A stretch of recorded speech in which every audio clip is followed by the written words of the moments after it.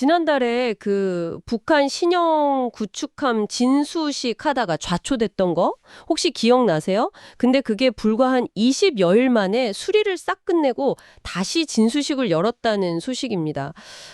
좀 놀라운데요. 오늘 이 사건 대체 어떻게 된 건지 또 어떤 의미가 있는지 한번 자세히 파헤쳐 보겠습니다. 북한이 6월 12일이었죠. 라진 조선소에서 두 번째 신형 구축함, 이름이 강건함이래요. 이 배 진수식을 열었습니다.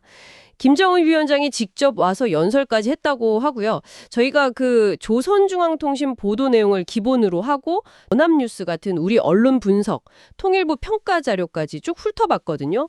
당신께서 이 복잡한 사건의 핵심을 놓치지 않도록 저희가 딱 필요한 정보만 뽑아서 정리해드릴게요. 자, 우선 행사 자체부터 좀 보죠. 6월 12일 라진 조선소, 강건함 진수식. 이게 지난 4월에 먼저 나왔던 최현함이랑 같은 급, 그러니까 5,000톤급 최현급 2번함이라고 하네요. 네, 맞습니다. 한명 강건은 그 항일 빨치산 출신으로 북한 초대 인민군 총참모장을 지낸 인물 이름인데요. 이번 행사에 김정은 위원장은 물론이고 당, 정부, 군 고위 간부들, 조선소 노동자, 해군 장병들, 그리고 딸 김주애까지 참석했어요. 상당히 좀 공을 들인 행사라는 걸 알 수 있죠. 그렇죠. 김주애까지. 그런데 진짜 좀 아이러니한 게 이 배 지난 5월 21일에 청진 조선소에서 처음 진수식할 때 그 배의 뒷부분부터 물에 잠기면서 좌초됐었잖아요. 그야말로 망신살이 뻗친 사고였는데 이걸 김 위원장 본인도 연설에서 인정을 했더라고요. 네, 직접 언급했죠. 예상치 못한 황당한 사고다. 심지어 국가존엄을 추락시킨 심각한 범죄 행위다 이렇게 표현하면서 관련자들을 엄청 질타했어요. 원인으로는 그 무책임성하고 비과학적 경험주의 이걸 꼽았고요. 그러니까 주먹구구식으로 일했다 이런 질책인 것 같은데 그렇죠. 근데 여기서 더 주목해야 할 점은 그 사고가 나고 불과 한 2주 만에 배를 다시 물에 띄웠다는 거. 그리고 총 기간으로 따지면 한 22일에서 23일 그 정도 만에 수리를 다 끝내고 이번에 다시 진수식을 열었다는 그 속도예요. 20여일 만에요? 와, 그게 가능한가요? 그러니까요. 김 위원장은 이걸 두고 오히려 교훈을 얻었다. 함선 설계의 안정성이나 기술력이 검증된 거다. 이렇게 주장을 하더라고요. 심지어 사고 수습하다가 순직한 노동자 조금혁 씨라고 이름까지 공개하면서 추모하기도 했고요. 이건 상당히 이례적인 일이죠. 어떻게 보면 이 위기를 오히려 체제 선전이나 내부 결속의 기회로 삼으려는 그런 의도가 좀 보이는 대목입니다. 정말 빠른 복구 속도인데 글쎄요, 이게 단순히 보여주기식은 아닐지 그 짧은 시간에 과연 제대로 된 수리가 됐을까 좀 의문이 들기도 하는데요.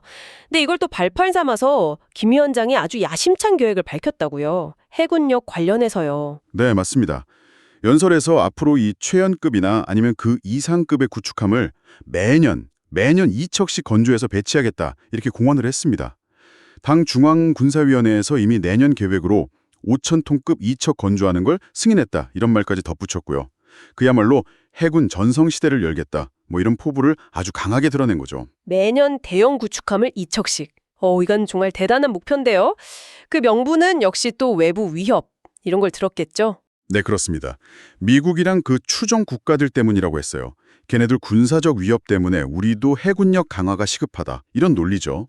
특히 한반도 주변 바다가 미 핵항모나 잠수함 때문에 위험해졌다. 이렇게 주장을 하면서 침략적인 상대에 대해서는 압도적인 군사행동도 불사하겠다. 이런 경고까지 날렸습니다. 더 나아가서 태평양까지 작전 범위를 넓히겠다. 그러니까 원양작전 능력까지 갖추겠다는 의도도 슬쩍 내비쳤고요. 하지만 외부에서는 좀 다르게 보는 시각도 있죠. 이 빠른 복구 속도라든지 또 매년 2척 건조 계획의 현실성, 여기에 대해서는 여전히 좀 물음표가 붙는 것 같아요. 네, 그 통일부 분석이 좀 흥미로운데요. 이번 진수식이 바다 위가 아니라 드라이독, 그러니까 배 만드는 실내 작업장 안에서 이루어졌다는 점을 지적했어요. 이게 어쩌면 추가 수리가 더 필요할 수 있다는 걸 보여주는 거 아니냐, 이런 분석이죠. 20여일 만의 수리가 완벽하지 않을 수 있다는 가능성. 그럴 수 있겠네요. 네. 그리고 또 하나 김 위원장이 연설에서 미국이나 다른 나라들은 막 비난하면서도 한국은 직접 다 꼬집어 언급하지 않았다는 점. 이것도 주목하더라고요. 이게 혹시 남측 새 정부를 좀 의식해서 메시지 수위를 조절한 거 아니냐? 이런 해석인데요. 물론 그 추정국가라는 표현 안에 한국이 얼마든지 포함될 수 있다는 점은 염두에 둬야겠죠. 그렇죠. 그리고 그 외에 이번 행사를 통해서 김주애가 다시 모습을 보인 거나 해군 사령관이 바뀌었다는 것도 확인됐죠.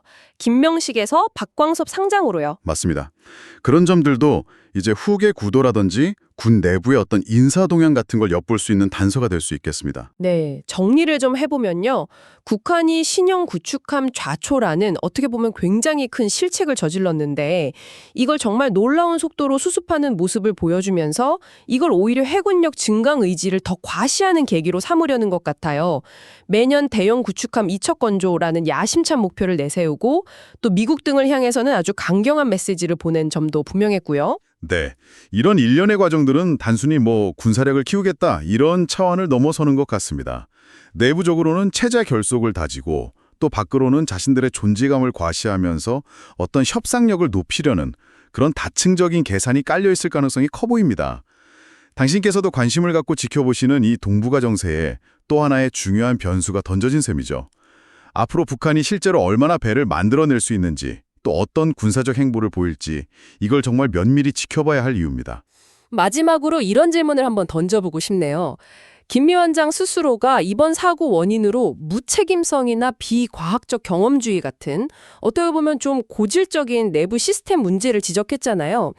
과연 이런 문제점들을 단기간에 극복하고 매년 2척씩이나 되는 대형 함정을 꾸준히 또 안정적으로 만들어낼 수 있을까요?